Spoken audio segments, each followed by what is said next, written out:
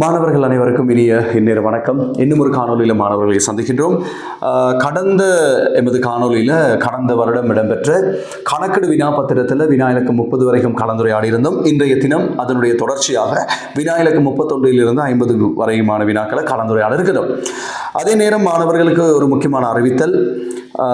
எங்களுடைய வினாபத்திரங்கள், நாங்கள் கலந்துரையாடுகிற வினாபத்திரங்கள் எங்களுடைய வாட்ஸ்அப் குழுமத்தில் பகிரப்பட்டிருக்குது.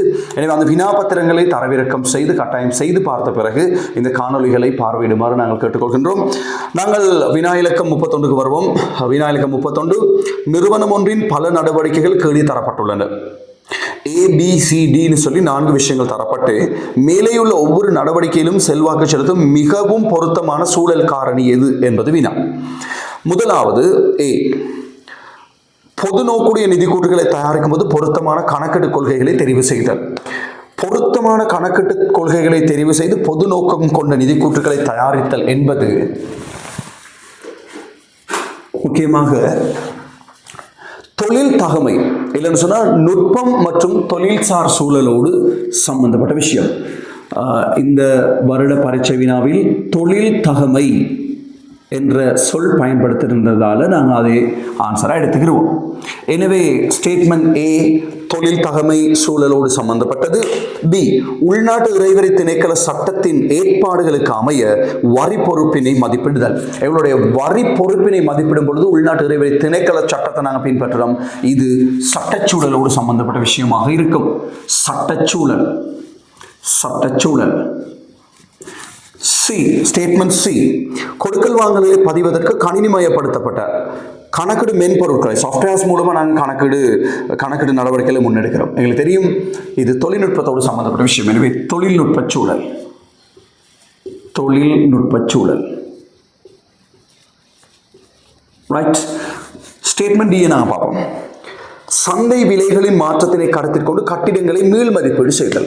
இந்த இடத்துல சொல்லப்பட்ட விஷயம் கட்டிடங்களை மீள் மதிப்பீடு செய்கிறது மட்டுமல்ல, சந்தை விலை, அதாவது சந்தையில் பொருட்கள் சேவைகளினுடைய சொத்துக்களினுடைய விலைகள் மாற்றம் அடைகிற நேரம் அந்த விலை மாற்றங்களை கருத்தில் கொண்டு மீள் மதிப்பீடு செய்கிறது. இது பொருளாதார மற்றும் அரசியல் சூழலோடு சம்பந்தப்பட்ட விஷயமாக இருக்கும். பொருளாதார மற்றும் அரசியல் சூழல்.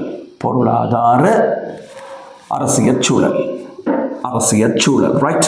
பிள்ளைகள் இந்த இடத்துல இப்போ ஆதனம்பொறி உபகரணங்களை மீள் மதிப்பீடு செய்யறதுக்கு எங்களுக்கு ஆதனம்பொறி உபகரணங்களை மீள் மதிப்பீடு செய்வது என்பது நுட்பம் மற்றும் தொழில்சார் சூழலோடு சம்பந்தப்பட்டு இருந்தாலும் ஆதனம்பொறி உபகரணங்களின் விலை மாற்றங்களை கருத்தில் கொண்டு மீள் மதிப்பீடு செய்தல் என்று சொல்லும் பொழுது அது பொருளாதார அரசியல் சூழலுக்குள் சம்பந்தப்பட்ட விஷயமாக இருக்கும். எனவே வினா இலக்கம் 31க்கான விடைகளை நாங்கள் கலந்துரையாடிட்டோம்.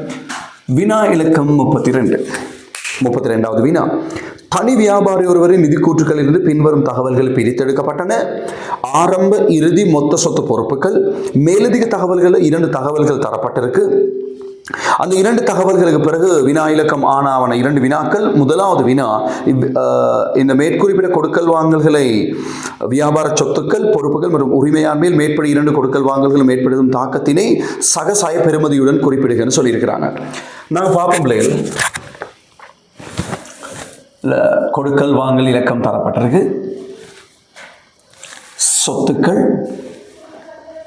பொறுப்புகள், உரிமையாண்மை. ரைட்.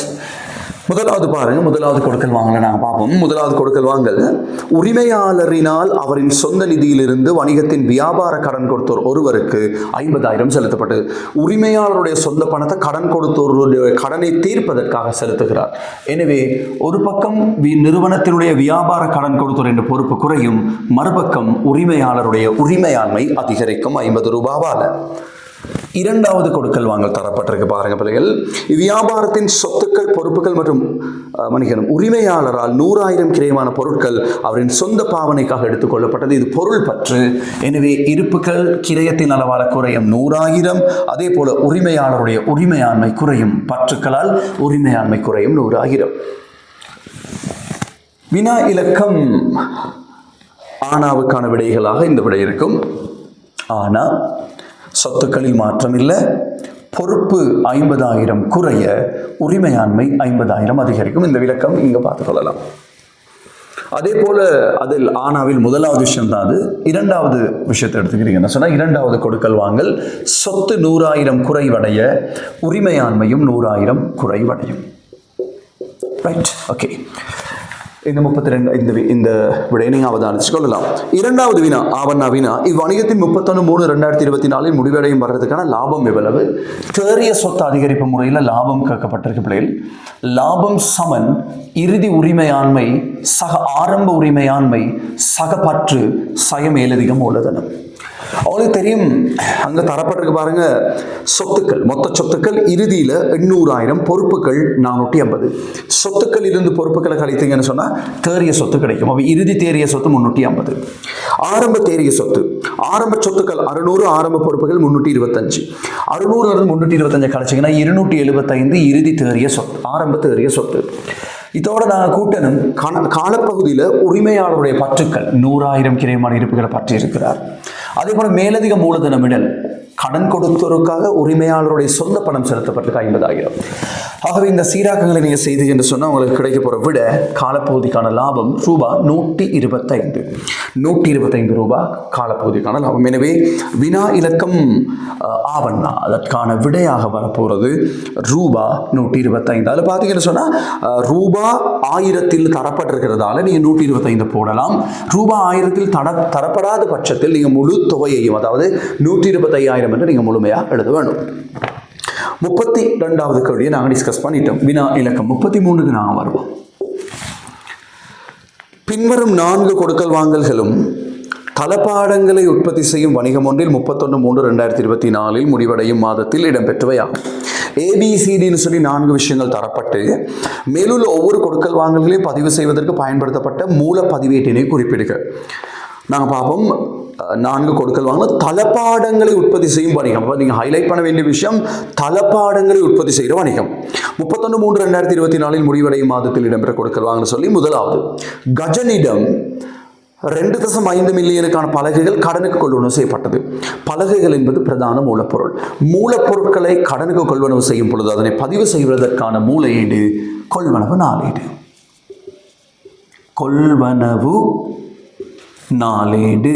கொள்வனவு நாளேடு. பி, பாபு லிமிடெட்டிடம் இருந்து பலகை செய்முறைப்படுத்தும் இயந்திரம் ஒன்று 6 மில்லியனுக்கு கடனுக்கு கொள்வனவு செய்யப்பட்டது. பலகை செய்முறைப்படுத்தும் இயந்திரம் நிறுவனத்தை உற்பத்தி நிறுவனத்தை பொறுத்தவரையில் ஆதனம்பொறி உபகரணம். ஆதனம்பொறி உபகரணங்களை கடனுக்கு வாங்கினா அதனை பதிவு செய்வதற்கு பயன்படுத்தப்படுற மூலஈடு பொது நாளேடு. சி, 52 லட்சம் 5.2 மில்லியன் பட்டியல் விலையான தளபாடங்களானவை 200,000 வியாபார கழிவுடன் காசுக்கு விற்கப்பட்டன. பிள்ளைகள், தளபாடங்கள் காசு விற்பனை, வியாபார பொருட்களை காசுக்கு விற்பனை செய்யணும். காசுக்கு விற்பனை செய்யும் பொழுது காசு கிடைக்கும். எனவே காசு பெறுவனவு நாளேடு மூலஏடாக இருக்கும். டி, நாங்கள் பார்ப்போம். டி, கஜனுக்குரிய முழு தொகையும் 100,000 காசு கழிவில் தீர்க்கப்பட்டது. காசு கொடுப்பனவுக்கு மூலஈடு காசு கொடுப்பனவு நாளேடு. காசு கொடுப்பனவு நாளேடு. வினா இலக்கம் 33. வினா இலக்கம் 34க்கு வருவோம் பிள்ளைகள். 34வது வினாவில் சொல்லியிருக்கிறாங்க, மேலுள்ள சி மற்றும் டி கொடுக்கல் வாங்கலை பதிவு செய்வதற்கான நாட்குறிப்பு பதிவுகள் கேட்டிருக்காங்க. விளம்பர அவசியம் இல்லை. அப்போ சி கொடுக்கல் வாங்கல் சி நாங்கள் பார்ப்போம். 52 லட்சம் பட்டியலில் வேறுடைய பண்டங்கள், அதாவது தளபாடங்கள் 2 லட்சம் வியாபார கழிவுடன் காசுக்கு விற்கப்பட்டன. 52 லட்சத்தில் 2 லட்சம் வியாபார கழிவு என்றால் விற்பனை விலை 50 லட்சம். 50 லட்சம் அல்லது 5 மில்லியன் பெறுமதியான வியாபார பொருட்களை காசுக்கு விற்பனை செய்தால் சீராக்கள், அதாவது நாட்குறிப்பு பதிவு, காசு கணக்கு வரவு 5 மில்லியன், விற்பனை கணக்கு செலவு 5 மில்லியன். ரைட். அடுத்ததாக சொல்லப்பட்டிருக்கு டி கொடுக்கல் வாங்கல் டிக்கான நாட்குறிப்பு பதிவு. கஜனுக்குரிய முழு தொகையும் 100,000 காசு கழிவுடன் தீர்க்கப்பட்டது. முதலாவது கொடுக்கல் வாங்கல் 2,500 பெறுமதியான பலகைகள் கஜனிடமிருந்து கடனுக்கு கொள்வனவு செய்யப்பட்டது. கஜனுக்கு செலுத்த வேண்டிய கடன் 2,500. இந்த கடன் 100,000 கழிவுடன் தீர்க்கப்பட்டது. அதாவது கஜன் எங்களுக்கு 100,000 கழிவு தாரா, 2,400 காசு கொடுத்து அந்த கடனை நாங்கள் தீர்ப்பனவு செய்கிறோம். அவங்களுக்கு தெரியும், கடன் கொடுத்தோருக்கு காசு கொடுக்கும்பொழுது வியாபார கடன் கொடுனர் கட்டுப்பாட்டு கணக்கு வரவு, முழு கடன் 2,500. நாங்கள் காசு கொடுத்துருக்கிறோம் 2,400, காசு கணக்கு செலவு 2,400. அதே போல பிள்ளைகள் பெற்ற கழிவு ரைட், பெற்ற கழிவு கணக்கு செலவு 100. ஆகவே 34வது வினாவுக்கான விடையும் நாங்கள் பார்த்துட்டோம். வினா இலக்கம் 35, அது ஒரு இலகுவான ஒரு வினா. வினா இலக்கம் 35 கணக்குகளின் வகைப்படுத்தல் சம்பந்தமான ஒரு வினா. வினா இலக்கம் 35 பிள்ளைகள் கேட்குறாங்க, பொது பேரிடு கணக்கில் தரப்பட்டிருக்கு 4 ABCDன்னு சொல்லி, அந்த 4ம் என்ன வகையான கணக்கு? பிள்ளைகள் உங்களுக்கு தெரியும், A என்பது பெற்றக்கழிவு. பெற்றக்கழிவு என்பது என்ன கணக்கு? ஒரு வருமான கணக்கு. பெற்றக்கழிவு என்பது வருமான வகை கணக்கு. அதே போல பற்றுக்கள் என்பது உரிமையாண்மை சம்பந்தமான கணக்கு. உரிமையாண்மை பரீட்சையில் மாணவர்கள் உரிமை என்ற சொல்ல பயன்படுத்தக்கூடாது. சில இடங்களில் மாணவர்கள் உரிமை என்ற சொல்ல பயன்படுத்துங்க. உரிமை என்பது ரைட்ஸ், உரிமை அல்ல, இது உரிமையாண்மை, ஈக்விட்டி. சி, இழப்பீட்டுக்கான ஏற்பாடுகள். இழப்பீடு என்பது பொறுப்பு சார்ந்த ஒரு ஏற்பாடு. எனவே இது ஒரு பொறுப்பு கணக்கு. பிள்ளைகள் அதே போல ஐயக்கடன் ஒதுக்கீடு போன்ற சொத்து சார்ந்த ஏற்பாடுகள் இருக்கும் பொழுது, பெருமான தேவை ஏற்பாடு அல்லது பெருமானத்தை ஒதுக்கீடு போன்ற சொத்து சார்ந்த ஏற்பாடுகள் இருக்கும்போது அந்த ஏற்பாடுகள் சொத்து கணக்காக வகைப்படுத்தப்படும். இது பொறுப்பு சார்ந்த ஏற்பாடு என்பதால் நாங்கள் பொறுப்பு கணக்காக அதை வகைப்படுத்துகிறோம். இயந்திர திரண்ட பெருமான தேய்வு என்பது ஆதனம் பொறி சம்பந்தமான ஒரு ஏற்பாடு, திரண்ட தேய்வு. எனவே இயந்திரத்தின் திரண்ட தேய்வு என்பது ஒரு சொத்து வகை கணக்காக இருக்கும். சொத்து. ரைட். வினா இலக்கம் 36க்கு வருவோம் பிள்ளைகள். வினா இலக்கம் 36ல் மிக பொருத்தமான கணக்கிட எண்ண கருக்களை பயன்படுத்தி பின்வரும் கூற்றுக்களை பூர்த்தி செய்க. A, பண அளவீட்டு அது இடைவெளி தரப்பட்டிருக்கு. எந்த எண்ணக்கருவின் பிரகாரம் நிறுவனம் ஒன்றில் ஏற்பட்ட பணப்பெறுமதியுடன் கூடிய கொடுக்கல் மாத்திரம் பதிவு செய்வது, அது பண அளவீட்டு எண்ணக்கருவாக இருக்கும். எனவே A வந்து பண அளவீடு. உங்களுக்கு தெரியும், பண அளவீட்டு எண்ணக்கருவின் அடிப்படையில் தான் நாங்கள் பணப்பெறுமதியுடன் கூடிய கொடுக்கல் வாங்கலாம் மட்டும் நிதி கூற்றுகளை வெளிப்படுத்துகிறோம். பௌதிக ரீதியாக நாங்கள் தொகை ரீதியான வெளிப்படுத்தல் செய்கிறதுல பண ரீதியான பெறுமதியின் அடிப்படையில் அளவீடு செய்கிற தகவல்களை தான் வெளிப்படுத்துகிறோம். B, இடைவெளி எண்ணக்கருவானது தீர்மானங்களை மேற்கொள்வதற்கு அக்கறையுடைய தரப்பினர்களுக்கு பயனுள்ள எல்லா தகவல்களையும் நிதி கூட்டுகளில் அறிக்கையிடுவதற்கு நிறுவனம் ஒன்றை வேண்டுகிறது. உங்களுக்கு தெரியும், வெளிப்படுத்தல் எண்ணக்கருவின் அடிப்படையில் தான் நாங்கள் சகல தகவல்களும், அதாவது இந்த வெளிப்படுத்தல் எண்ணக்கருவின் படி நிதி கூட்டுகளை தயாரிப்பதற்கு அல்லது நிதி கூட்டுகளை பயன்படுத்துபவர்கள், நிதி கூட்டுகளின் பாவனையாளர்கள் தீர்மானங்களை எடுப்பதற்கு அவசியமான சகல தகவல்களும் நிதி கூட்டுகளின் ஊடாக வெளிப்படுத்தப்பட வேண்டும்னு வலியுறுத்தது. இடைவெளி எண்ணக்கருவின் பிரகாரம் நிறுவனம் ஒன்றில் நடைமுறை வருடத்தில் கொள்வனவு செய்யப்பட ஆனால் வருட இறுதியில் விற்பனை செய்யப்படாத பொருட்களின் கிரயத்தை விற்பனை கிரய கணிப்பீட்டில் உள்ளடக்கப்படுவதில்லை. உங்களுக்கு தெரியும், விற்பனைக்கு தயாரான இருப்பில் விற்கப்பட்ட இருப்புகளின் கிரயம் செலவாக மாறும், விற்கப்படாத இருப்புகளின் கிரயம் சொத்தாக மாறும். எனவே இதற்கு வழிகாட்டுற எண்ணக்கரு இணைத்தல் எண்ணக்கரு. டி, இடைவெளி எண்ணக்கருவின் பிரகாரம் ஒரு வருடத்துக்கு மேற்பட்ட பயன்தரு ஆயுட்காலத்தை உடையதும் ஒப்பீட்டளவில் குறைந்த பெறுமதி உடையதுமான உபகரணங்களின் கிரயம் நிறுவனம் ஒன்றின் நிதி கூற்றுகளில் ஒரு செலவாக காட்டப்படுகிறது. அது தெரியும் உங்களுக்கு, இந்த பஞ்சர் மெஷின் மாதிரியான அல்லது ஸ்டேப்லர் மெஷின் மாதிரியான விஷயங்களை நாங்கள் கொள்வனவு செய்யும் பொழுது அதனுடைய ஆயுட்காலம் பல ஆண்டுகளாக இருந்தாலும் அதை நாங்கள் ஆதனம் பொறி உபகரணம் என்ற கேட்டகரிக்குள்ளே கொண்டு வரதில்லை. அதை நாங்கள் அந்த நிதியாண்டுக்கான செலவாக வெளிப்படுத்துறது. இது முக்கியத்துவ அல்லது பொருண்மை, கூடுதலாக இப்போ நாங்கள் பயன்படுத்துகிற சொல் முக்கியத்துவ எண்ணக்கருவின் படிதான் நாங்கள் அதை செலவாயினங்கான்றோம். வினா இலக்கம் 37க்கான விடைகளை நாங்கள் பார்ப்போம் பிள்ளைகள். விளையாட்டு கழகம் ஒன்றில் 31/3/2024 முடிவடைந்த வருடத்தில் இடம்பெற்ற பின்வரும் ஒவ்வொரு கொடுக்கல் வாங்கலும் திரண்ட நிதியின் மீதியில் அதிகரிப்பையா அல்லது குறைவையா ஏற்படுத்த வழிவகுக்கும் என்பதை பெறுமதியுடன் குறிப்பிடுக. பிள்ளைகள் அதில் சொல்லப்பட்டிருக்கு A, ரைட். பெற வேண்டிய சந்தா 20,000 நடைமுறை வருடத்தில் பதிவளிக்கப்பட்டது. சந்தா பதிவளிப்பு என்பது நிறுவனத்துக்கு ஒரு நட்டங்களால் வருமான மிகை குறைவடையும். வருமான மிகை குறைவடைவதானது திரண்ட நிதியையும் குறைவடைய செய்யும். எனவே A, டிக்ரீஸ், குறைவடைய செய்யும். அதே போல பெறுமதியில் சொல்றதா இருந்தா ரூ. 20 மேல 1000 இருக்கிறதால நாங்கள் 20ன்னு போடுறோம். இல்லைன்னு சொன்னா 20,000 நாங்கள் எழுதணும். அடுத்ததாக பி, நடைமுறை வருடத்தில் இடம்பெற கிரிக்கெட் சுற்று போட்டியை நடத்துவதற்கு விளையாட்டு மைதானத்தை 2,50,000 வாடகை கொடுத்துள்ளதுடன் இது தொடர்பில் காசாக 2 லட்சம் பெறப்பட்டது. எங்களுடைய மைதானத்தை நாங்கள் வாடகைக்கு விடுறோம். காலப்பகுதிக்குரிய வாடகை வருமானம் 2,50,000. ஆனால் காசா பெறப்பட்டிருக்கு 2 லட்சம்.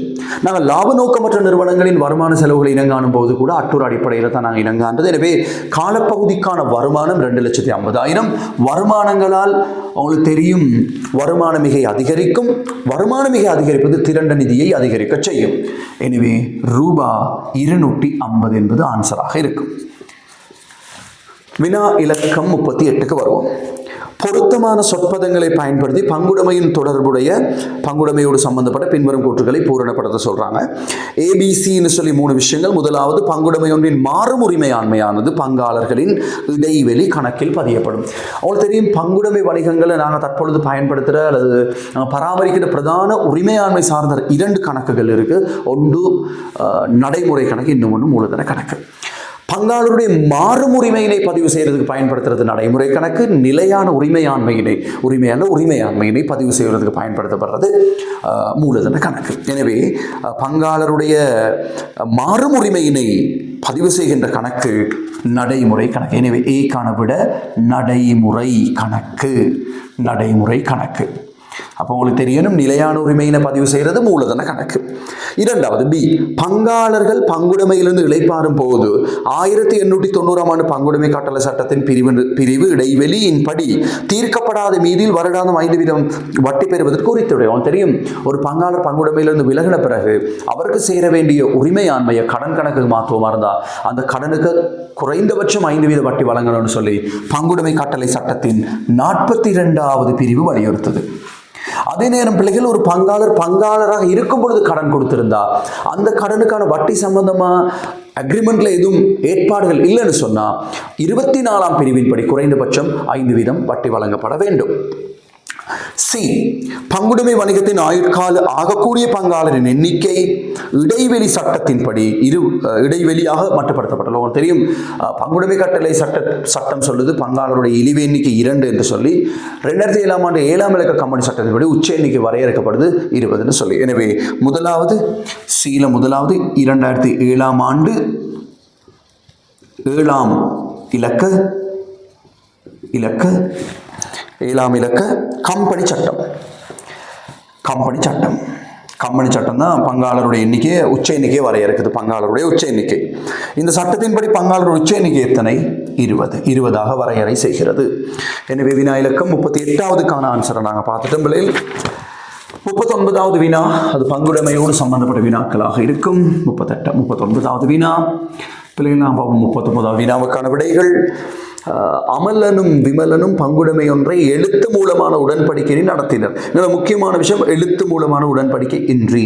எழுத்து மூலமான உடன்படிக்கைகள் இல்லைன்னு சொன்னால் லாப நட்டம் சமமாக பகிரப்பட வேண்டும்.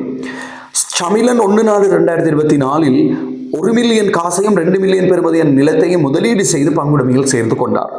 இத்தினத்தில் பங்குடைமையின் நன்மதிப்பு 12,200,000 12 லட்சமாக மதிப்பீடு செய்யப்பட்டதோடு புதிய பங்குடைமையும் எழுத்து மூலமான உடன்படிக்கையை தொடர்ந்து இயங்கியது. இந்த விஷயங்களை பதிவு செய்யறதுக்கான பதிவுகள் இருக்கிறாங்க. ஆனா பிள்ளைகள், பங்குடைமையின் மூலதனத்துக்கு சமிலனின் பங்களிப்பு, அவர் காசு கொண்டு வரார் 1 மில்லியன், நிலம் கொண்டு வரார் 2 மில்லியன், இதை பதிவு செய்ய சொல்றாங்க. அவங்களுக்கு தெரியும், உரிமையாளர் பங்குடைமைக்கு மூலதனத்துக்கு ஈடுபடுத்தும் பொழுது ஒரு பக்கம் காசு கணக்கு வரவு 1 மில்லியன், நிலம் கணக்கு வரவு, நிலம் கொண்டு வரார் 2000, 2 மில்லியன், நிலம் கணக்கு வரவு இரண்டும் சேர்த்து மூலதன கணக்கு செலவு சமிலன், 3000. கட்டாயம் பங்காளருடைய பெயர் எழுதுறது தான் பொருத்தம். அதே போல் ஆவண்ணாவினா நன்மதிப்பு சீராக்குவதற்கான பதிவுகள். பிள்ளைகள், இந்த இடத்துல நன்மதிப்பின் மொத்த பெறுமதி 12 லட்சம் தரப்பட்டிருக்கு. எங்களுக்கு ஒரு விஷயம் தெரியணும், லாப பகிர்வு விகிதம் தரப்படலை. அக்ரிமெண்ட் இல்லாமல் பங்குடைமை நடத்தப்படும் பொழுது லாப நட்ட பகிர்வு விகிதம் சமனாக இருக்கும். நன்மதிப்புக்கான சீராக்கல் பதிவு தெரியும் உங்களுக்கு, இலகுவான முறை நேரடியாக நீங்கள் சொல்லலாம். இயங்கும் பங்காளர் மூலதன கணக்குகள் வரவு, பழைய பங்காளர் மூலதன கணக்குகள் செலவு. எனவே இயங்கும் பங்காளர் மூலதன கணக்குகள். இயங்கும் பங்காளர்கள் யாரு? உங்களுக்கு தெரியும், அமலன், விமலன், சமிலன். புதிய லாப நட்ட விகிதாசாரம் பழைய லாப நட்ட விகிதாசாரம் ரெண்டுமே சமன் தான். 1200 நீங்கள் பிரிக்க போறீங்க, 400. அதே போல பங்காளர் மூலதன கணக்குகள் செலவு, பங்காளர் மூலதன கணக்குகள் செலவு அது பழைய பங்காளர் ஏவி மட்டும்தான். மொத்த நன்மதிப்பு 1200, 2 சமனா பகிரணும் 600. இதுதான் பிள்ளைகள் 39வது வினாவுக்கான விட. வினா இலக்கம் 40 நாங்கள் பார்ப்போம். அதுவும் இலகுவான ஒரு வினாவாக தான் இருக்குது. A B C இடைவெளிகளை நிரப்ப சொல்றாங்க. நிறுவனத்தின் சொத்துக்களில் இருந்து அதன் அனைத்து பொறுப்புகளையும் கழித்த பின் வரும் இடைவெளி அக்கறையை நாங்கள் உரிமையாண்மைன்னு சொல்லுவோம். அப்ப சொத்துக்களிலிருந்து பொறுப்புகளை கழித்த பின் வரும் எஞ்சிய பெறுமதி, மிகுதி பெறுமதி தான் உரிமையாண்மைன்னு நாங்கள் சொல்லுவோம். தேறிய சொத்து நாங்கள் சொல்றது அதுதான். எனவே ஏக்கு வர வேண்டிய விட தேறிய அல்லது எஞ்சிய என்ற சொல்வர். எஞ்சிய, ரைட், மிகுதி. ஆனால் எஞ்சி என்ற சொல் எழுதுறது ரொம்ப பொருத்தம். பி, பொறுப்பு என்பது கடந்த கால நிகழ்வுகளின் விளைவாக இடைவெளி ஒன்றை மாற்றுவதற்கான நிகழ்கால கடப்பார். பொறுப்பொன்றை தீர்ப்பளவு செய்யறோம். நாங்கள் என்னத்தை பரிமாற்றணும்? பொருளாதார வளங்களை. எனவே நாங்கள் வரைகிற பொறுப்பு என்பது கடந்த கால நிகழ்வுகளின் விளைவால் பொறுப்பொன்றை, பொறுப்பு மன்னிக்கணும், பொறுப்பொன்றை அல்ல, பொறுப்பை தீர்ப்பதற்கான வழிமுறை தான் பொருளாதார வளம் ஒன்றை நாங்கள் பரிமாற்றம் செய்யணும். எனவே பொருளாதார சொல்றாங்க, பொறுப்பு என்பது கடந்த கால நிகழ்வுகளின் விளைவாக இடைவெளி ஒன்றை மாற்றுவதற்கான பொருளாதார வளம் ஒன்றை, பொருளாதார வளம் ஒன்றை மாற்றுவதற்கான வணிகத்தின் நிகழ்கால கடப்பாடு. சி, வருமானம் என்பது உரிமையாண்மையின் மீது கோரிக்கை கொண்டிருப்பவர்களின் பங்களிப்புகள் தவிர்ந்த உரிமையாண்மையின் மீது அதிகரிப்பு ஏற்படுத்தக்கூடிய சொத்துக்களின் மீதான இடைவெளி அல்லது பொறுப்புகளின் மீது. அவங்களுக்கு வரைவிலக்கணம் தெரியும். என்ன ரீதியான சட்டகத்தின்படி வருமானங்களை வரைவிலக்கணம் செய்யும் பொழுது உரிமையாண்மையின் மீது கோரிக்கை கொண்டிருப்பவர்களின் பங்களிப்பு தவிர சொத்துக்களின் அதிகரிப்பு அல்லது பொறுப்புகளின் குறைவு. எனவே சி என்ற இடைவெளியில் 2 விஷயங்கள் இருக்கு. சொத்துக்களின் அதிகரிப்பு, இல்லை என்றால் பொறுப்புகளின் குறைவு வருமானம் எனப்படும். ரைட். அங்கே சொத்துக்களின் அதிகரிப்பு, அந்த சொத்துக்கள் என்ற சொல் தரப்பட்டிருக்கு. எனவே அதிகரிப்பு என்பதுதான் அவங்களுக்கு வர வேண்டிய விட. அதிகரிப்பு, பொறுப்புகளின் குறைவு. இன்னும் வினவப்பட்டது இடைவெளியில் வர வேண்டியது குறைவு. அவ்வளவுதான். வினா இலக்கம் 40 கேள்விகளை நாங்கள் கலந்துரையாடிட்டோம். 41வது வினா. ABCD 4 விஷயங்கள் தரப்பட்டிருக்கு. 4 ஸ்டேட்மெண்ட். சரியா பிழையான்னு கேட்குறாங்க. A, கிரயம் மற்றும் தேறக்கூடிய பெறுமதி இரண்டிலும் எது குறைவோ அப்பெறுமதியில் இருப்புக்களானது அளவீடு செய்யப்படுது. இலங்கை கணக்கெடுப்பு நியமம் 2 படி அதனும் கிரயம், அதாவது இருப்புக்களை பொறுத்தவரையில் கிரயம் தேறத்தக்க பெறுமதி இரண்டில் குறைந்த பெறுமதியை தான் நாங்கள் குறைந்த பெறுமதியில் இருப்புக்களை அளவீடு செய்து வெளிப்படுத்த வேண்டும் என்பது சரியான கூற்று. தேறத்தக்க பெறுமதியானது சாதாரண வணிக செயற்பாட்டில் மதிப்பிடப்பட்ட விற்பனை விலையிலிருந்து மதிப்பிடப்பட்ட பூர்த்தி செய்யும் கிரயம் மற்றும் மதிப்பிடப்பட்ட விற்பனை செலவுகளை கழித்த பின்னர் வரும் பெறுமதி தான் தேறத்தக்க பெறுமதி. இதுவும் என்ன கணக்கெடு நியமம் 2 படி சரியான கூற்று. சி, நிறுவனம் ஒன்றானது ஒரே மாதிரியான இயல்பு மற்றும் பயன்பாட்டினை கொண்ட எல்லா இருப்புகளுக்கும் ஒரே கிரய சூத்திரத்தினை பயன்படுத்த வேண்டும். LKC 2 படி அதுவும் சரியான கூற்று. ஆனால் இருப்புகளினுடைய விசேட இனங்காணல் சந்தர்ப்பங்களில் நாங்கள் கிரய சூத்திரம் ஒன்றை பயன்படுத்த வேண்டிய தேவைப்பாடு இல்லை என்பதையும் ஞாபகம் வச்சுக்கொள்ளுங்க. டி, முதல் விதிமுறை அல்லது நிறையிடப்பட்ட சராசரி கிரயம் ஆகிய முறைகளுள் எது குறைந்த பெறுமதியை தருகிறதோ அம்முறையினையே இருப்பு உருப்படி ஒன்றின் கிரயத்தை மதிப்பீடு செய்வதில் பயன்படுத்த வேண்டும். பிழையான விஷயம். கிரயத்தை அளவிடுவதற்கான 2 கிரய சூத்திரங்கள் தான் FIF WAC. அதன் அடிப்படையில் அளவீடு செய்யப்பட்ட கிரயத்தோடு தேறத்தக்க பெருமானத்தை ஒப்பீடு செஞ்சு தான் குறைந்த பெறுமதி அதை குறைத்தெழுதலுமே ஒழிய FIF அல்லது WAC முறையில் நாங்கள் அவ்வாறு செய்யறது இல்லை. இதில் ஏதாவது ஒரு முறையை நாங்கள் பின்பற்றுவோம். எனவே அந்த கூற்று பிழையானது F. ஆகவே வினா இலக்கம் 41 வரைக்கும் நாங்கள் இப்போ கலந்துரையாடி இருக்கிறோம். வினா இலக்கம் 41, இன்னும் 9 வினாக்கள் இந்த வினா பத்திரத்தில் எங்களுக்கு எஞ்சி இருக்கிறது. அந்த வினாக்களை நாங்கள் கலந்துரையாடலாம். வினா இலக்கம் 42. வினா இலக்கம் 42. சமந்தா PLCயின் 31/3/2024 முடிவடையும் வருடத்துக்கான நிதி கூற்றுக்களை 30/6/2024 வழங்குவதற்கு அறிக்கையிடும் நிதியாண்டின் இறுதி தினம் 31/3/2024. நிதி கூற்றுக்களை பிரசுரிப்பதற்கு இயக்குனர் சபை அங்கீகாரம் வழங்கினது 30/6/2024. உங்களுக்கு தெரியும், அதுக்கு இடைப்பட்ட காலப்பகுதியில் நிகழ்ந்த நிகழ்வுகளை தான் அறிக்கையிடும் நிதியாண்டின் இறுதி தினத்துக்கு பின்னரான நிகழ்வுகள் நான் சொல்றோம். பின்வரும் நிகழ்வுகள் 31/3/2024 பின்னர் கம்பெனியில் இடம்பெற்றன சொல்லி 3 நிகழ்வுகள் தந்து கேட்கப்பட்டிருக்கு. LKS 10 படி இந்த தந்திரிக நிகழ்வுகளில் சீராக்கம் தேவையற்ற நிகழ்வுகள். உங்களுக்கு தெரியும், நிதியாண்டுக்குரிய நிதி கூற்றுகளில் சீராக்கம் அவசியமற்ற நிகழ்வுகள் என்ன? அவர் தெரியும் பிள்ளைகள், அறிக்கையிடும் நிதியாண்டின் இறுதி தினத்துக்கு பின்னர் நிகழ்ந்திருந்தாலும் கூட சில நிகழ்வுகள் இருக்கு அறிக்கையிடும் நிதியாண்டின் நிதி நிலைமை தொடர்பில் சான்று பகிர்கின்ற நிகழ்வுகளாக இருக்கக்கூடிய நிகழ்வுகள். அவை சீராக்கப்பட வேண்டியவை. ஆனால் எந்த ஒரு தொடர்பும் இல்லாமல், நிதியாண்டோடு எந்த விதமான தொடர்பும் இல்லாமல் முற்று முழுதாக ஒரு நிகழ்வு நிதியாண்டின் இறுதி திகதிக்கு பிறகு உருவாகி இருந்தால் அதை சீராக்கம் செய்ய வேண்டிய அவசியம் இல்லை. எனவே நான் பார்ப்போம். முதலாவது, ஆனால் வாடிக்கையாளர் ஒருவரால் 1.5 மில்லியன் இழப்பீடு ஒன்றை கோரி 10/4/2024 நிதியாண்டு முடிந்து 10 நாட்களுக்கு பிறகு கம்பெனிக்கு எதிராக வழக்கு ஒன்று தொடக்கப்படுது. அந்த வழக்கின் தீர்ப்பின்படி 6/15 அந்த வழக்கை தொடுத்தவருக்கு நட்டையீடு வழங்க சொல்லி நீதிமன்றம் கட்டளை பிறப்பிக்குது. வழக்கு தொடரப்பட்டது முழுவதுமாக நிதியாண்டிற்கு பிறகு. எனவே அந்த விஷயம் சீராக்கம் அவசியமற்ற விஷயம். அதுக்கான வினா ஆனாவுக்கான விட உண்டு. இரண்டாவது பார்ப்போம். 31/3/2024 9 மில்லியன் கொண்டு செல் தொகையுடைய தொழிற்சாலை 20/4/2024 அழிக்கப்பட்டது. அழிவு இடம்பெற்றது 20 நாளில். 31/3/2024 உள்ள நிலைமை மாறவில்லை. எனவே இந்த விஷயத்தையும் நீங்கள் சீராக்கம் செய்ய வேண்டிய அவசியம் இல்லை. மூன்றாவது, 31/5/2024 வாடிக்கையாளர் ஒருவர் முறிவடைந்து விட்டார். 31/3/2024 உள்ளவாறு இவரிடம் பெற வேண்டிய தொகை 3 மில்லியன்.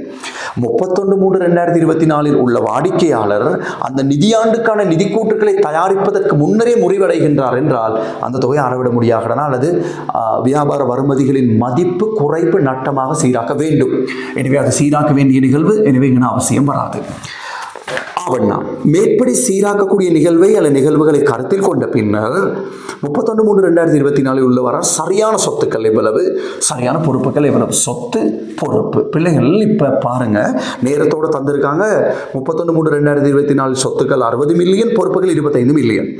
இதில் நாங்கள் மூன்றாவது விஷயத்தை மட்டும் தான் சீராக்க போகிறோம். வியாபார வருமதிகளின் மதிப்பு குறைவு நட்டத்தை மாத்திரம் சீராக்க போகிறோம். அதற்கான பதிவு எவ்வாறு வரும்? வியாபார வருமதிகளின் மதிப்பு குறைவு நட்ட கணக்கு வரவு, வியாபார கடன்பட்டோர் கட்டுப்பாடு கணக்கு செலவு. மதிப்பு குறைப்பு நட்டம் லாபத்தை குறைக்கும், கடன்பட்டோர் கட்டுப்பாடு கணக்கு செலவு என்ற பதிவு சொத்தை குறைக்கும். எனவே சொத்துக்கள் குறைவடைய போகுது பிள்ளைகள். தொகை 3 மில்லியனால சொத்துக்கள் குறைவடையும், 3 மில்லியனால. ஆனால் இந்த விஷயம் பொறுப்புகளை இதில் பின்னரான சொத்துக்கள் தானே கேட்குறான். எனவே 60 மில்லியனாக இருந்தது 3 மில்லியன் குறைஞ்சா எஞ்சியது 57 மில்லியன். அதே போல பொறுப்புகளில் எந்த ஒரு மாற்றமும் ஏற்பட போறதில்லை. அது 25 மில்லியனாகவே காணப்படும். அது வினா இலக்கம் 42. நாங்கள் அடுத்ததாக பார்ப்போம். வினா இலக்கம் 43. சதுஷிகன் PLC ஆனது 1/4/2021 ரூபாய் 6 மில்லியனுக்கு இயந்திரம் ஒன்றை கொள்வனவு செய்தது. அதன் மதிப்பிடப்பட பயன்தர ஆயுட்காலம் 5 வருடங்கள். கம்பெனியானது இயந்திரங்களை வருடாந்தம் குறைந்து செல் மீதி முறையில் 40% பெருமானத்தை விடுகிறது.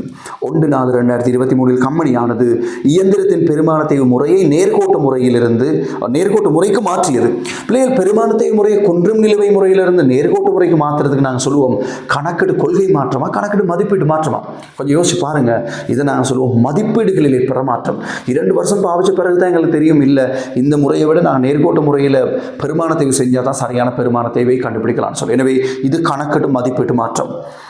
பிள்ளைகள் அதன்படி கேள்வி கேட்குறாங்க. இப்போ 1/4/2021 மதிப்பிடப்பட்ட இயந்திரத்தின் பயன்தர ஆயுட்காலம் மாறவில்லை. LKS 16 படி 31/3/2022 பெருமான தேய்வு செலவு, 31/3/2023 திரண்ட தேய்வு, 31/3/2024 பெருமான தேய்வு. நாங்கள் கணிப்பிட்டு பார்ப்போம். அந்த கேள்விக்கான விடையை கணிப்பிட்டு பார்ப்போம். பிள்ளைகள், நாங்கள் இதை பர்ச்சேஸ் பண்ணுறது, இதை நாங்கள் கொள்வனவு செஞ்சுருக்கோம் 2021/4/1. முதலாவது வருஷம் 2022 3/31 முடியுது. முதலாவது நிதியாண்டுக்கான பெருமான தேவை என்ன என்பதுதான் ஆனா கேள்வி. பிள்ளைகள், உங்களுக்கு தெரியும், குன்றும் நிலுவையிலையோ நேர்கோடு எந்த முறையில் தேய்வு செஞ்சாலும் முதல் வருட தேய்வை பொறுத்தவரை நாங்கள் கிரயத்தை அடிப்படையாக கொண்டு தான் செய்வோம். காரணம், திரண்டு தேய்மானம் இல்லாததால கிரயமும் புத்தக பெறுமதியும் சமனாக இருக்கும்.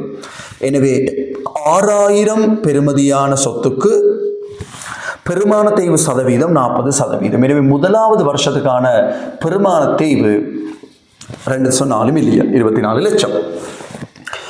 ஆவண்ணா கேட்குறாங்க. ஆவண்ணா வினா 31/3/2023 இரண்டாவது வருட இறுதியில் இரண்டாவது வருடமும் நாங்கள் குன்றும் நிலுவை முறையில் தான் தேய்வு செஞ்சிருப்போம். அந்த 2 தேய்வுகளையும் கூட்ட நாங்கள் திரண்ட தேய்வை காணலாம். நாங்கள் இரண்டாவது வருடத்துக்கான தேய்வை பாருங்க. 6000 முதல் வருஷம் நாங்கள் திரண்ட தேய்மானம் 2400 என்றால் புத்தக மீதி இரண்டாவது வருஷத்தில் 3600. அதுக்கு 100க்கு 40%. 100க்கு 40% பார்த்தீங்கன்னு சொன்னால் அவங்களுக்கு வரும் விட 1440. 1440. ஆனால் கேள்வி அது இல்லை. 2 வருடங்கள் முடிவடைகிற நேரம் திரண்ட தேய்மானம் இந்த 2 கூட்டிங்கன்னா அவனுக்கு விட வரும் 3840 திரண்ட தேய்மானம் 2 வருடங்களுக்கு பிறகு. 3வது வருடம் நாங்கள் பெருமான தேய்வு செய்யும் பொழுது நேர்கோட்டு முறையில் பெருமான தேய்வு செய்யும் பொழுது உங்களுக்கு தெரியும் என்ன சொல்கிறாங்க, ஆயுட்காலம் மாறல்ல, பெருமான தேய்வு சமன். பாருங்க பிள்ளைகள், ரைட். கிரயம் 6000, இழிவு பெருமானம் தரல. இதுவரைக்கும் 3840 பெறுமதியான அளவை நாங்கள் பயன்படுத்திட்டோம். இழிவு பெறுமதி இல்லாததால் இந்த கிரயத்திலிருந்து திரண்ட தேய்மானத்தை கழிக்க வாரதுதான் பெருமான தேய்வடையக்கூடிய தொகை. இந்த பெருமான தேய்வடையக்கூடிய தொகையை இன்னும் எவ்வளவு காலம் பயன்படுத்த முடியுமோ அதால் பிரிக்கணும். பிள்ளைகள் மொத்த ஆயுட்காலம் ஆரம்பத்தில் மதிப்பிடப்படுது 5 வருடம். அதில் மாற்றம் இல்லை. அந்த 5 வருடத்தில் 2 வருடங்கள் ஆல்ரெடி நாங்கள் பயன்படுத்திட்டோம். இன்னும் எஞ்சி இருப்பது 3 வருடங்கள். இந்த தேய்வடையக்கூடிய தொகையை 3ஆல் பிரிச்சிங்கன்னு சொன்னால் உங்களுக்கு வரும் இந்த ஆண்டுக்கான பெருமான தேய்வு 720,000. Right, okay.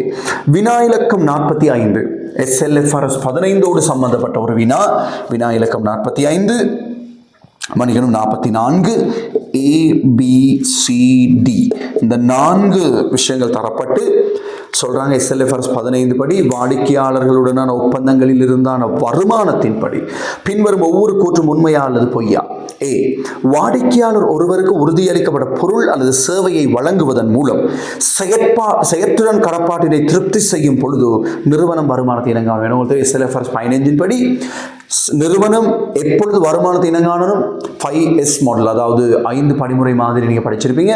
அதன்படி எப்பொழுது நாங்கள் உறுதியளிக்கப்பட்ட பொருள் அல்லது சேவையை வாடிக்கையாளருக்கு நாங்கள் ஒப்படைக்கிறோமோ அந்த சந்தர்ப்பத்தில் தான் இந்த வருமானத்தை இனங்காண்ற நிலைமை அல்லது ரிக்வயர்மெண்ட் பூர்த்தி செய்யப்படும். எனவே அந்த கூற்று சரியானதாக இருக்கும். பொருட்கள் அல்லது சேவைகளை பரிமாற்றம் செய்கையில் நிறுவனம் காசாக பெற்றுக்கொண்ட கைமாறு தொகையை கொடுக்கல் வாங்கல் விலை. நிச்சயமா பிழையான விஷயம். வாடிக்கையாளரிடமிருந்து அறவிடப்படுற தொகையில 3ஆம் நபர் சார்பில் அறவிடுகின்ற தொகை நீங்களான தொகைதான் நிறுவனத்துக்குரிய தொகை. அதுதான் கைமாற்றல் தொகை அல்லது கொடுக்கல் வாங்கல் விலைன்னு நான் சொல்றோம். எனவே அந்த கூற்று பிழை. ஒப்பந்தம் ஒன்றில் உறுதியளிக்கப்பட்ட கைமாறானது நிலையான தொகை, மாறும் தொகை அல்லது 2ஐயும் உள்ளடக்கியதாக இருக்கலாம். எஸ், சரியான கூற்று. இப்போ நாங்கள் ஒரு வாடிக்கையாளரோட அக்ரிமெண்ட் அடிக்கிற நேரம் கொடுக்கல் வாங்கல் விலையாக ஒரு தொகையை தீர்மானிக்கிறோம், கைமாறு ஒரு தொகையாக தீர்மானித்தாலும் எதிர்கால பகுதியில் அது மாற்றம் அடையலாம். சில நேரங்கள் பொருட்கள் வாடிக்கையாளர்களால் திருப்பி அனுப்பப்படலாம், சில நேரம் எதிர்காலத்தில் மேலும் சில கழிவுகள் வழங்கப்படலாம். இந்த அடிப்படையில் இந்த கூற்றை பார்க்கும் பொழுது நாங்கள் நிச்சயமாக அதை ஏற்றுக்கொள்ள முடியாது. சில வேளைகளில் மன்னிக்கணும், ஒப்பந்தம் உறுதியளிக்கப்பட்ட கைமாறு நிலையான தொகை, மாறும் தொகை 2ஐயும் உள்ளடக்கி இருக்கலாம் என்பதை நாங்கள் ஏற்றுக்கொள்ளலாம். எனவே C என்பது சரியான கூற்றாக இருக்கும். D. செயற்திறன் கடப்பாட்டினை ஒரு குறிக்கப்பட்ட நேரத்தில் அல்லது ஒரு காலப்பகுதி முழுவதிலும் திருப்தி செய்யலாம்.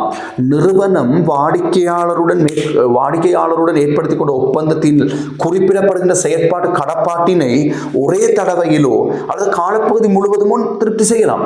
இப்போ நாங்கள் உதாரணத்துக்கு எடுத்துக்கிடுவோம், ஒரு நிறுவனம் தன்னுடைய கஸ்டமரோட சோலார் பேனல்ஸை இன்ஸ்டாலேஷன் சோலார் பேனல்ஸை விற்பனை செய்கிறது, இன்ஸ்டாலேஷன் செய்கிறது, 6 மாதத்துக்கு ஒருக்கா சேவை வழங்குறதுங்கிற அக்ரிமெண்ட் அடிக்கிறாங்க. அப்போ அந்த இன்ஸ்டாலேஷன் முடிஞ்சதுக்கு பிறகும் செயற்பாடு கடப்பாட்டில் இன்னும் ஒரு விஷயம் தான் பராமரிப்பு சேவை. அது 6 மாதங்களுக்கு வழங்கப்படும் பொழுது ஒரே தடவையில் இந்த செயற்பாடு கடப்பாடு பூர்த்தி செய்ய வேண்டிய அவசியம் இல்லை. எனவே பிள்ளைகள் அது அந்த கூற்றை பொறுத்தவரையில் சரி, செயற்பாடு கடப்பாடுகளை குறிக்க நேரத்தில் அல்லது ஒரு காலப்பகுதி முழுவதும் திருப்தி செய்யலாம் என்பது சரியானதாக இருக்கும். எனவே பிள்ளைகள் நாங்கள் வினா இலக்கம் 44 வரைக்கும் கலந்துரையாடிட்டோம். எனவே இன்னும் 6 வினாக்கள் மீதம் இருக்குது. நாங்கள் இந்த 6 வினாக்களையும் கலந்துரையாடுவோம். முதலாவது 45வது வினா. அடுத்ததாக வினா இலக்கம் 45 பார்ப்போம். பின்வரும் தகவல்கள் அமரா PLCயின் 31/3/2024 முடிவடைந்த வருடத்துடன் தொடர்புடையவை. விநாயகம் 45. பின்வரும் தகவல்கள் அமரா PLCயின் 31/3/2024 முடிவடைந்த வருடத்தோடு தொடர்புடையவை. சாதாரண பங்கு எண்ணிக்கை 60,000, பங்கொன்ற உழைப்பு 30 ரூபாய், மொத்த பங்கு லாபம் 300,000, வருமான வரி செலவு 700,000, வட்டி செலவு 500,000. முதலாவது வினா, பங்கொன்றுக்கான பங்கு லாபங்கள் எவ்வளவு, வரிக்கு பின்னரான லாபம் எவ்வளவு, வட்டி காப்பு. பங்கு லாபங்கள், பங்கொன்றுக்கான பங்கு லாபம். வினா இலக்கம் 45. பிள்ளைகள் உங்களுக்கு தெரியும் பங்கொன்றுக்கான பங்கு லாபத்தை கணிப்பிடுறது. பங்கொன்றுக்கான பங்கு லாபம், பங்கு லாபம் என்பது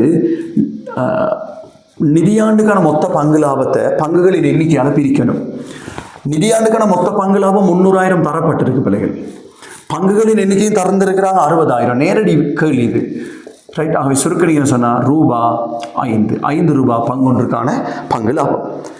அடுத்தது வரிக்கு பின்னரான லாபம். பிள்ளைகள் வரிக்கு பின்னரான லாபம் உங்களுக்கு தரல, ஆனால் பங்கொன்றுக்கான உழைப்பு, பங்கொன்றுக்கான உழைப்பை நீங்கள் எப்படி காண்றீங்க? நிதியாண்டுக்கான லாபத்தை பங்குகளின் எண்ணிக்கையால் பிரிப்பீங்க. நிதியாண்டுக்கான லாபத்தை பங்குகளின் எண்ணிக்கையால் பிரிப்பீங்க. இங்கே நிதியாண்டுக்கான லாபம் கேள்வி, பங்கொன்றுக்கான பங்கு லாபம் மன்னிக்கணும், பங்கொன்றுக்கான உழைப்பு தரப்பட்டிருக்கு, பங்குகளின் எண்ணிக்கையும் தரப்பட்டிருக்கு. எனவே நிதியாண்டிற்கான லாபத்தை காணலாம். எப்படி? நிதியாண்டிற்கான லாபம் இதை காணலாம் பிள்ளைகள். எவ்வாறு? பங்கொன்றுக்கான உழைப்பை தந்திருக்காங்க. பங்கொன்றுக்கான உழைப்பு 30 ரூபாய். பங்குகளின் எண்ணிக்கையால் பெருக்கினீங்கன்னு சொன்னால் மொத்த லாபத்தை பெறலாம் 18 லட்சம். நீங்கள் 1000 தரப்பட்டிருக்கிறதால 1800 நீங்கள் போடலாம், 1800. மூன்றாவது வினா வட்டி காப்பு விகிதம். வட்டி காப்பு விகிதம் பிள்ளைகள், வட்டி காப்பு விகிதம் என்பது உங்களுக்கு தெரியும். வரி வட்டி கழிக்க முன்னரான லாபத்தை ஆண்டு வட்டியால் பிரிக்கணும். உங்களுக்கு தெரியும் காலப்பகுதிக்கான லாபம் 1800. இதோடு நாங்கள் வருமான வரி செலவை கூட்டி வட்டி செலவையும் கூட்டணும். வருமான வரி செலவு 700, வட்டி செலவு 500. இதை நீங்கள் வட்டியால், ஆண்டு வட்டியால் பிரிக்கணும். 2,500 + 3000, 3,500ஆல் நீங்கள் பிரிக்கும் பொழுது 6 தடவை நாங்கள் வட்டி செலுத்தலாம். இது வினா இலக்கம் 45. வினா இலக்கம் 46. பின்வரும் கிரைய உருப்படிகள் இறக்குமதி செய்யப்பட்ட உதிரி பாகங்களை பயன்படுத்தி துவிச்சக்கர வண்டிகளை தயாரிக்கும் நிறுவனம் ஒன்றுடன் தொடர்புடையவை. அக்கிரைய உருப்படிகள் ஒவ்வொன்றையும் நேர் அல்லது நேரில் அல்லது மாறும் நிலையான, நேரில் மற்றும் மாறும் நிலையான என வகைப்படுத்துகிறது. என்ன பாவம்? வினா இலக்கம் A. நேர்கிரயமா, நேரில் கிரயமா, மாறும் கிரயமா, நிலையான கிரயமா? டயர் டியூபுகளுக்கான கிரயம், டயர் டியூபுகளுக்கான கிரயம். உங்களுக்கு தெரியும் இந்த நிறுவனம் அதாவது துவிச்சக்கர வண்டிகளை உற்பத்தி செய்கிற நிறுவனம். எனவே டயர் டியூப் என்பது அவருடைய பிரதான மூலப்பொருள். எனவே டிரெக்ட் மெட்டீரியல் டி.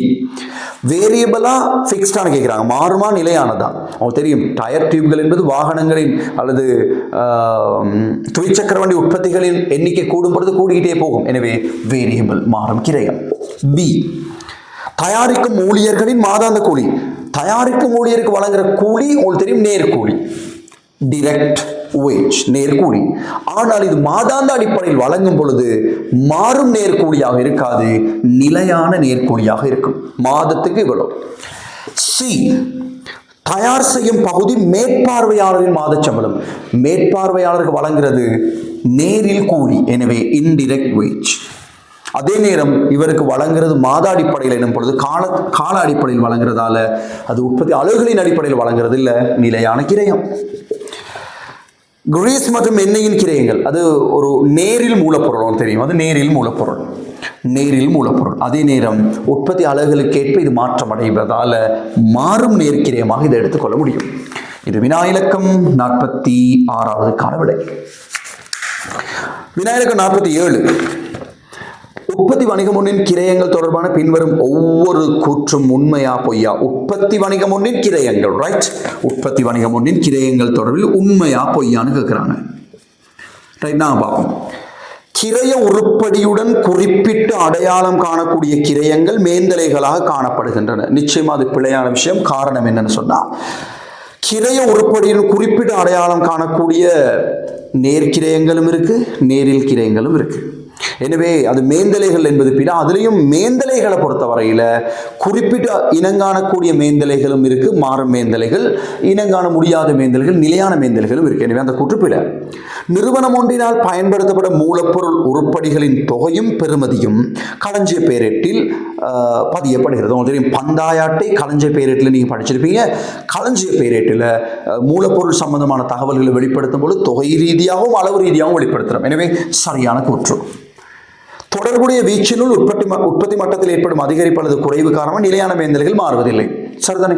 உற்பத்தி மட்டமோ விற்பனை மட்டமோ ஒரு குறிப்பிட்ட எல்லை வரை மாற்றம் அடைகிற வரைக்கும், அது குறிப்பிட்ட எல்லை வரைக்கும் நிலையான கிரயங்கள் மாறாது. ட்ரூ. இயந்திரங்களை இயக்குவோருக்கு வெளியீட்டு அடிப்படையில் செலுத்தப்படும் கூலிகளானது நேர்கூலி கிரயமாக, இயந்திரங்களை இயக்குவோருக்கு வெளியீட்டு அடிப்படையில் செலுத்தப்படும் கூலி நேர்கூலி. சரியான கூற்று. அது உற்பத்தி அலகுகளை அடிப்படையாக கொண்டு வழங்கும் பொழுது மாறும் நேர்கூலி, மாத அடிப்படையில் வழங்கும் பொழுது நிலையான நேர்கூலி. எனவே ட்ரூ. வினா இலக்கம் 47க்கான விடையை நான் பார்த்துட்டோம். அடுத்ததாக வினா இலக்கம் 48. கம்பெனி ஒன்று தனிப்பொருள் ஒன்றை உற்பத்தி செய்கிறது. இதற்கு 2 உற்பத்தி கிரைய நிலையங்கள் காணப்படுகின்றன. இயந்திர நிலையங்களுடன் தொடர்புடைய பாதீடு செய்யப்பட்ட தகவல்கள் பிள்ளைகள் அழகொன்றுக்கு உறிஞ்சப்பட்ட மேந்தலைகள் கிரைய நிலையம் ஒன்றுல உறிஞ்சப்பட்ட மேந்தலைகள் என்பது உங்களுக்கு தெரியும். உள்ளடக்கப்பட்ட மேந்தலை ஒரு அலகுக்கு 100 ரூபாய், அழகொன்றுக்கான மேந்தலை 100 ரூபாய். கிரைய நிலையம் 2 உள்ளடக்கப்பட்ட மேந்தலை அழகொன்றுக்கு 240. நேரூழிய மணித்தியாலங்கள் சொல்ற செய்முறை நேரம் கிரைய அலகு ஒன்றை பொறுத்தவரையில் ஒரு அலகு உற்பத்தி செய்ய 2 மணித்தியாலங்கள் போகுது. அந்த 2 மணித்தியாலங்களுக்கான மேந்தலை தான் 100. கிரைய நிலையம் 2 பொறுத்தவரையில் 3 மணித்தியாலங்களாக ஒரு அலகை ப்ரொடியூஸ் பண்றதுக்கு ஒரு அலகுக்கான மேந்தலை 240. நேரூழிய மணித்தியாலங்கள் மொத்தம் 50,000, இயந்திர மணித்தியாலங்கள் 20,000. கிரைய நிலையம் 1 மற்றும் 2க்கான மேந்தலை உறிஞ்சல் அடிப்படையானது முறையே நேரூழிய மணித்தியால அடிப்படையிலும் இயந்திர மணித்தியாலயம் அடிப்படையிலும் இருக்குது. உறிஞ்சல் வீதங்கள் கேட்கிறாங்க. பிள்ளை ரொம்ப சிம்பிளான கேள்வி. வினா இலக்கம் 48வது வினாவில் ஆனா கிரைய நிலையம் 1, 2க்கான உள்ளடக்கல் வீதம். பிள்ளைகள் அலகொன்றுக்கான கிரைய நிலையம் 1ல அலகொன்றுக்கான மேந்தலை 100, ஒரு அலகு 2 மணித்தியாலம் தேவை. அப்போ ஒரு மணித்தியாலத்துக்கான வீதம் எவ்வளவு? நீங்க அலகொன்றுக்கான மேந்தலைய ஒரு அலகு உற்பத்தி செய்யறதுக்கான மணித்தியாலங்களை பிரிச்சா வரும் விட 50 ரூபாய். ஒரு மணித்தியாலத்துக்கான மேந்தலை 50 ரூபாய். அடுத்த திணைக்களத்தை எடுத்துக்கிறீங்கன்னா ஒரு அலகுக்கு 240 ரூபாய். ஒரு அலகு உற்பத்தி செய்யறதுக்கு 3 மணித்தியாலங்கள் தேவை. ஒரு மணித்தியாலத்துக்கான மேந்தலை 80 ரூபாய். இது ஆனா கேள்விக்கான விட. ஆவண்ணா கேள்வி. மொத்த பாதீடு செய்யப்பட்ட மேந்தலைகள் எவ்வளவு கேட்கிறான். கிரைய நிலை 1. பிள்ளைகள் ஒரு மணித்தியாலத்துக்கான மேந்தலை தெரியும் 50 ரூபாய். பாதீடு செய்யப்பட்ட மொத்த மணித்தியாலங்கள் 50,000. ஏன்னா நேரூழிய மணித்தியால அடிப்படையில் தான் நாங்கள் உள்ளடக்கல் வீதத்தை கணிப்பிட்டு இருக்கிறோம். எனவே 50 ரூபாவை ஒரு மணித்தியாலத்துக்கான மேந்தலைய மொத்த மணித்தியாலங்களால் பெருக்கினீங்கன்னு சொன்னால் உங்களுக்கு விட வரும் ரூபாய் 25 லட்சம், 2,500 நீங்கள் போடலாம். அதே போல் இந்த பக்கம் நீங்கள் வாங்க, ஒரு மணித்தியாலத்துக்கு 80 ரூபாய். பாதீடு செய்யப்பட்ட மொத்த மணித்தியாலம் இயந்திர மணித்தியாலங்கள் 20,000. 20,000 பெருக்கினீங்கன்னு சொன்னால் உங்களுக்கு வரும் 1,600. எனவே சரியான விடைகளை நாங்கள் எடுத்துட்டோம். ரைட். இன்னும் 2 வினாக்கள் இருக்கு, பார்ப்போம். JRPLC ஆனது தனிப்பொருள் ஒன்றை உற்பத்தி செய்ய திட்டமிடுகிறது.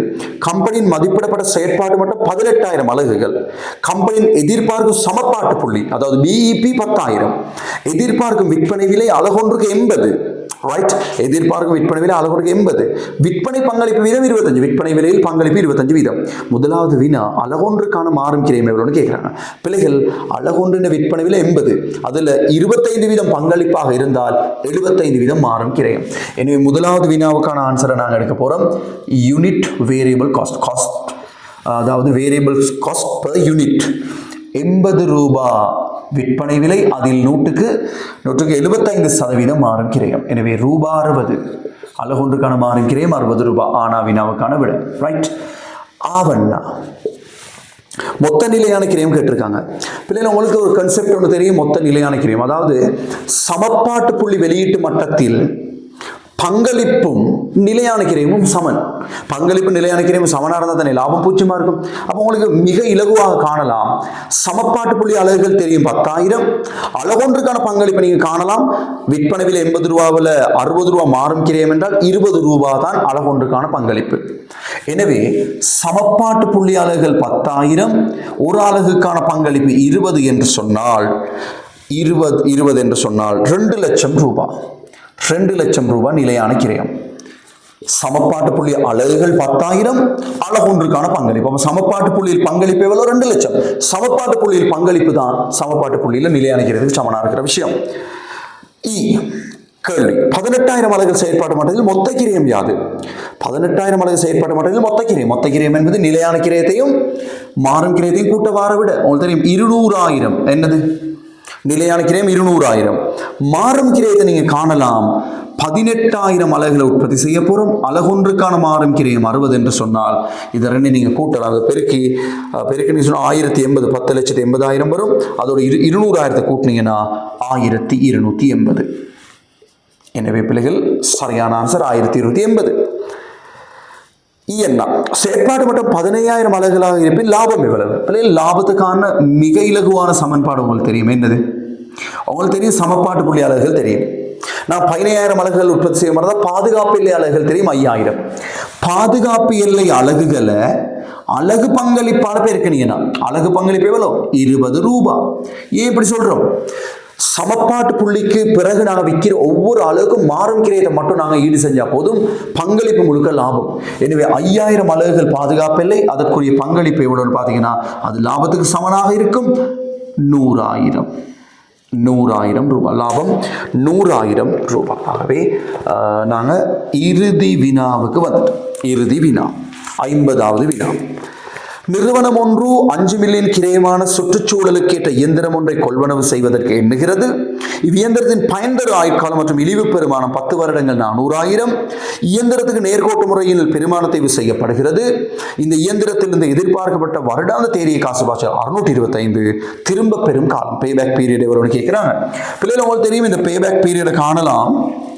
PBP இதை காணலாம். ஆரம்ப முதலீட்டை வருடாந்த தேரிய காசு பாய்ச்சலால பிரிப்பதன் மூலம்.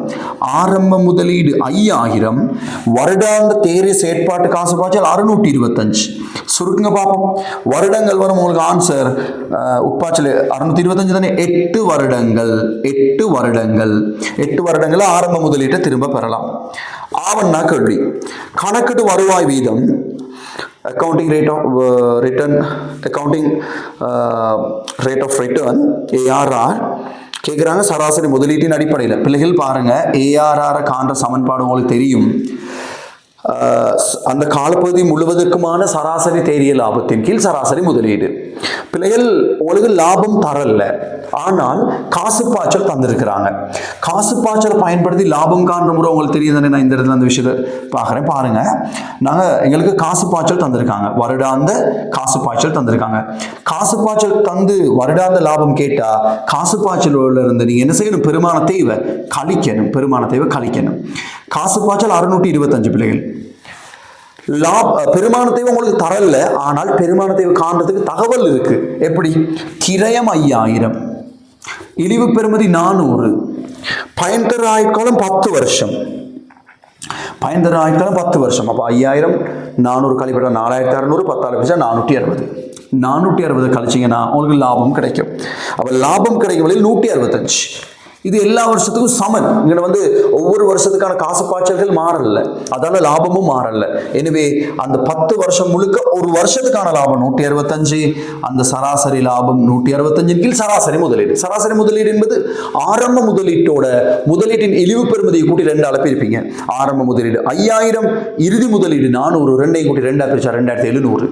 2,700 தர 100க்கு எத்தனை சதவீதம்? ARR. எனவே சதவீதம் வரும் 6.11%. 6.11%. ரைட். எனவே பிள்ளைகள் 2024ஆம் ஆண்டு இடம்பெற்ற வினாபத்திரத்தில் மொத்தமாக 50 வினாக்களை நாங்கள் கலந்துரையாடிட்டோம். பகுதி 1க்குரிய 50 வினாக்களையும் நாங்கள் கலந்துரையாடிட்டோம். என்பது அடுத்தடுத்த காணொலிகளில் 2023, 22 வினாக்களை நாங்கள் கலந்துரையாடுறதுக்கு தீர்மானிச்சிருக்கிறோம். அதே நேரம் பகுதி 2 வினாக்களை பொறுத்தவரையில் எங்களுக்கு இருக்கக்கூடிய இந்த தொழில்நுட்பத்தோடு நாங்கள் முடியுமான அளவு அந்த பகுதி 2 வினாக்களையும் உங்களுக்கு செய்து நாங்கள் தருவதற்கு முயற்சி செய்கிறோம். அதே போல் உங்களுக்கு தெரியும், எதிர்வரும் பரீட்சைக்கு தயாராகிற மாணவர்களுக்கு கணக்கெடு பாடத்துக்கான இன்னும் பல புதிய இற்றைப்படுத்தல்களை உங்களுக்கு தருவதற்கு நாங்கள் தயாராக இருக்கணும். பரீட்சைக்கு முன்னதாக அந்த விஷயங்களை எங்களுடைய யூடியூப் சேனல் மூலமாக நாங்கள் உங்களுக்கு வழங்குவோம். அதே போல பொருளியல் பரீட்சை எதிர்வரும் 10ஆம் தேதி இடம்பெற இருக்கு. அந்த மாணவர்களுக்கும் நாங்கள் பொருளியல் பாடம் சம்பந்தமான வினாப்பத்திரங்கள் எதுவுமே இதுவரைக்கும் கலந்துரையாடலை. ஆனால் எதிர்வரும் நாட்களில் அடுத்ததாக நாங்கள் பல வினாப்பத்திரங்களை கலந்துரையாடுறதுக்கு தீர்மானிச்சிருக்கிறோம். அந்த வினாப்பத்திரங்களையும் நீங்கள் பெற்றுக்கொள்ளலாம். எங்களுடைய வாட்ஸ்அப் குழுமத்தினூடாக இணைந்து கொண்டு இந்த காணொளியினை தயார் செய்கின்ற இன்றைய நாளில் கூட நாங்கள் ஒரு வினாப்பத்திரத்தை தயாரித்திருக்கின்றோம். இன்றைய தினத்தில் அந்த வினாப்பத்திரத்தை நாங்கள் பதிவேற்றம் செய்ய இருக்கிறோம். மாணவர்கள் இதை செய்து பாருங்கள். அதற்கான விடைகளையும் உங்களுடைய யூடியூப் எங்களுடைய இந்த VDL smart commerce YouTube channel மூலமாக நீங்கள் பார்த்து கொள்ள முடியும். எனவே இணைந்து கொண்ட அனைத்து மாணவர்களுக்கும் நன்றிகளை கூறிக்கொண்டு விடைபெறுகின்றோம். நன்றி, வணக்கம்.